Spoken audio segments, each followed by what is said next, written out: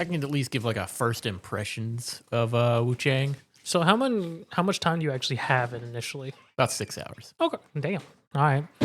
Uh, and I've got like 6 hours in it. I haven't necessarily progressed very far Okay. because I play it for a little bit and then I stop and then play it. Like 6 hours is over like 6 sessions. Oh, okay.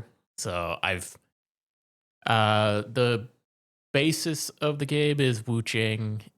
Fallen Feathers is a Souls-like game. I believe it takes place somewhere during the Ming Dynasty. Okay. The game starts with your character waking up in a cave with no memory of what's going on and has feathers all over her arm. Okay. You come to find out that I think it was that there was like a demon that attacked or some sort of creature, I think they said, attacked and a disease started spreading that they refer to as the feathering. And once it starts, they haven't found a way to stop it, and feathers just start appearing over more and more of your body, and eventually you just kind of morph into some sort of creature. Okay. Uh, Do the enemies you fight have feathers? some of them, yeah. Okay. All the bosses do. Okay. Uh, but yeah, it's all the bosses are some sort of feather creature or some sort of weird monster that has a human body dangling off of it. Okay. It's covered in feathers. All right. Uh, but the game itself, pretty. I mean, Souls like it's kind of more well, at least in the beginning areas, it's fairly Linear. straightforward, like somewhat linear where you go. I've watched people playing it that are much further in than I am, and the levels kind of seem like they open up and have a bunch of paths to go on. Okay. I was curious if it was open zone or just linear. It's interesting because it's from what I've heard, the the game early on is kind of linear, and as you go through it, you're basically traversing through one big world and Mm-hmm. opening up paths through it. Gotcha. Uh, so like you start out kind of in this like monastery type thing, move through it, end up like climbing up a mountain and then going down through like tunnels Gotcha. and then opening up through there. And then as you get further and further into it, you start opening up pathways that kind of connect. I've been struggling with it. The game hasn't really connected with me. Mm-hmm. At least not yet. I'm gonna give it a couple more tries and see if I enjoy it a little more. Uh, and it's not due to like difficulty necessarily or anything. Because I mean it is kind of gone away. It doesn't have difficulty options like some Souls likes have started to have. Yeah. It's one difficulty, get through it. Gotcha. I have heard though that the New Game Plus cycles cap out at New Game Plus 2. So if you play beyond that, it doesn't scale beyond that. Gotcha. The game they got a lot of weird mechanics in the game too. For leveling up, as opposed to just like as opposed to just like going to a screen and selecting to level up like strength, dex, or vitality, or endurance or something. Mm-hmm. It's a spider web skill tree Okay. that just has the stats as nodes along the tree. Okay. So, but it still has like weapon scaling in that. But the way they kind of get around that is so there's I think there's 6 weapon types maybe. There's long swords, one-handed swords, axes, spears, and dual swords. Okay. And then there's magic. Okay. Uh and each different like weapon has a starting node on the skill tree that if you go down it unlocks skills and then has the associated stats for the weapon along it.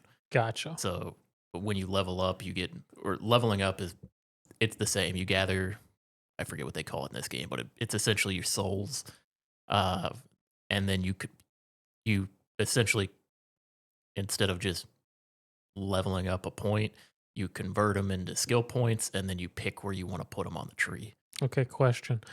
If is it easy to reset the skill tree in case you There's a want to? reset button that Okay, refunds cool, everything, cool. and then you can start again.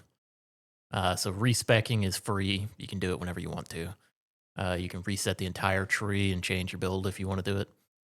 Uh, there are some interesting choices that are with the skill tree because I because I was going down the longsword route Hmm. and every upgrade is on the skill tree. Okay. So weapon enhancements, flask enhancements, magic enhancements, everything is on the skill tree. So like if you want to level up your longswords, you go down the longsword path, and then you find these nodes that are like longsword mastery, and then you use your upgrade materials that you find, which in this is red feathers. Okay. And you have a certain number of red feathers it takes for the first level. So it's like 2, 4, 6 for that one, and Hmm. then you have to find, or then you have to go to another longsword mastery node and put the points there. But very early on, like uh, very quick in the tree, there's enough. Like there's 2 nodes that you can level up to +3. Hmm. So by putting like 4 points into longsword, you could theoretically have a +6 longsword if you had enough feathers. Okay. Uh, but I didn't pay attention too much at first, but I was going down the longsword tree, and then I was started to have the thought. I was like, "Where's all my like flask upgrades in that?" It's a different part of the tree. So That's unfortunate. I was like, "Okay, well, I'll just go spend a couple points up here, upgrade my flasks a little bit." But everything is on the skill tree. Well, each weapon comes with 2 built-in skills. Hmm. Uh, but by default, like with swords, you don't get to block or parry or anything like that. You just have your dodge. You can unlock blocking and do like perfect blocking. Uh, but then you have to like upgrade the blocking node to be able to uh, like have a counter attack option built into it, and then like a fully and then like a perfect block which fully negates all damage from it. Hmm. So a lot of that stuff is also tied into the skill tree, and then you have to assign that to one of your 2 like weapon skill nodes. So each weapon gets 2 skills, and like if you wanted to have the blocking on it, you have to replace one of those options with that for your weapon. Okay. It's I don't know. It's one where I see the like part of the fun of it because you can like as you unlock more and more skills, you can just swap them out on whatever, like on your weapons that you want to. Okay.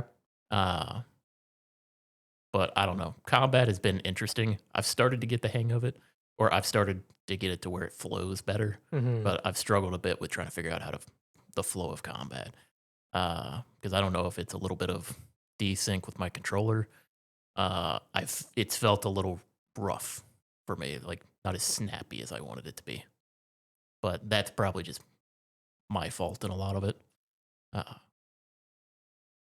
but yeah, I mean game's fun. I mean it's fun to play. It's just it hadn't connected with me necessarily. Game's also fucking beautiful. A lot of the areas, or at least the areas that I've been to so far, look amazing. Uh, and like mostly the enemies have been like, I mean, there's been a lot of enemy variety so far. Hmm. Uh, there is one mechanic in the game. It's probably the frustrating mechanic for me that's making me not enjoy the game as much. And they have a mechanic called that they refer to as madness. Okay. So as you die, you build up madness. And then once you build it up to a certain point, when you respawn, you get a notification that says something along the lines of like your madness is increased. Yeah, I did see an article about this unique death mechanic. What madness does is as it builds up, you do slightly more damage, but you also take more damage. Okay. And you get rid of madness by killing feathered enemies. So Okay. basically, you kill enemies, you get rid of the madness.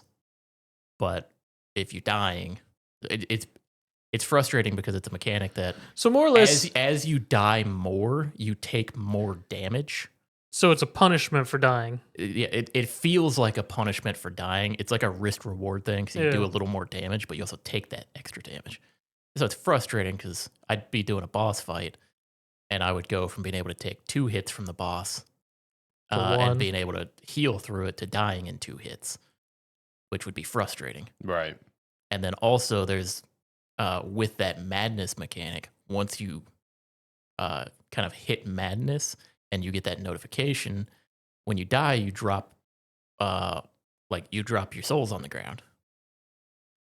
But when you have the madness, when you go back to collect your souls, a demon spawn, what they refer to as a demon spawns. It's basically like an NPC enemy. Yeah.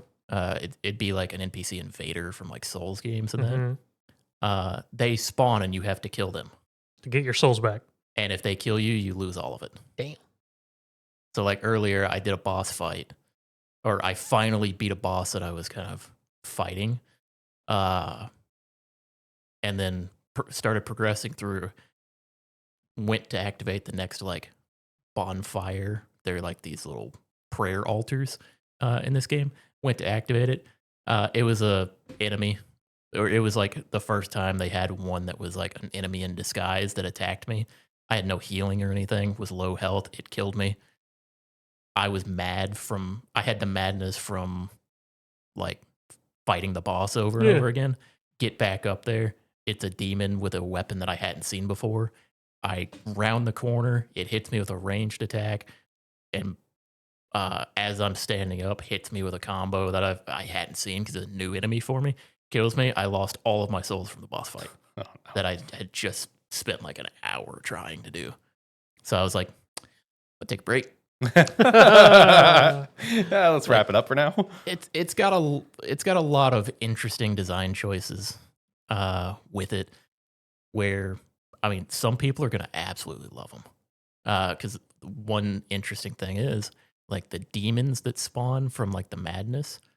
They don't only go after anything that does damage to them. They'll fight. Okay. So if like there's enemies around and the enemy does a swing that you dodge and it hits them, they'll turn around and start fighting them. So it's like there's some cool scenarios you can have happen. I had a demon spawn and started fighting a tree that attacked me. I don't know why. The zone I got into, a tree started attacking me out of nowhere. To the point where the last thing I did when I was playing, I had progressed to the furthest point in the zone I'm in. Walked up a hill, got knocked into fire from a tree, died instantly. I'm like, I'm gonna take a break.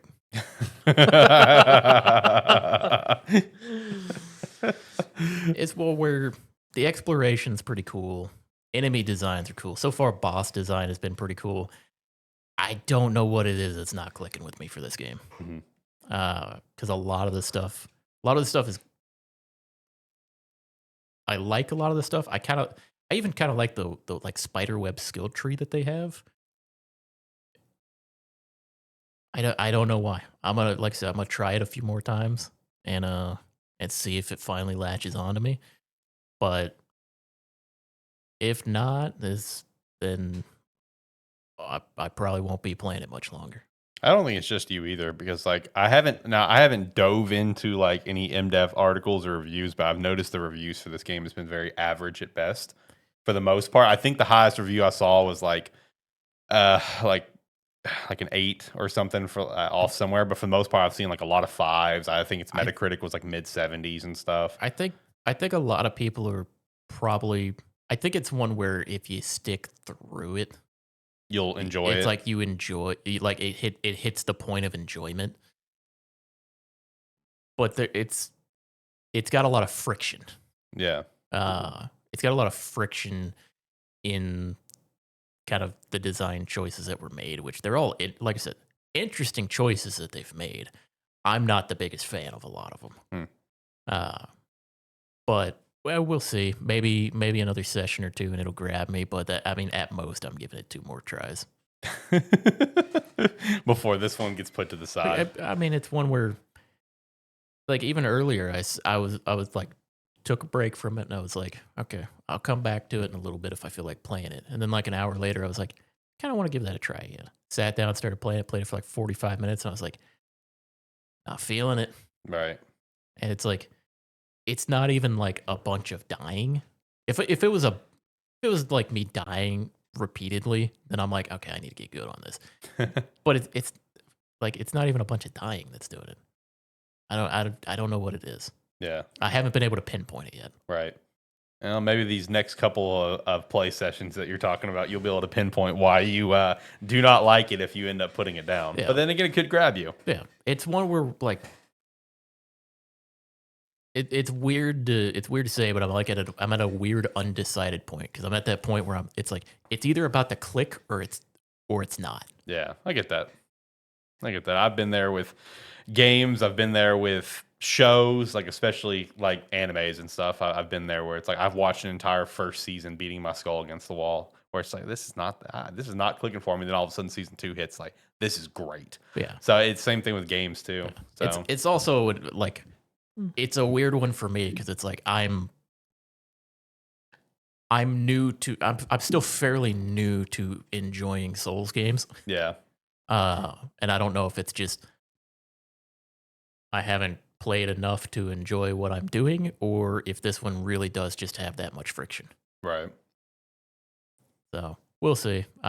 If I mention it next week, then I kept playing it. If I don't mention it, I dropped it. All right, well, that's the rule of thumb for next week's show. So there you go. I guess we'll tune in next week and we'll find out more on John's Wuchang adventures.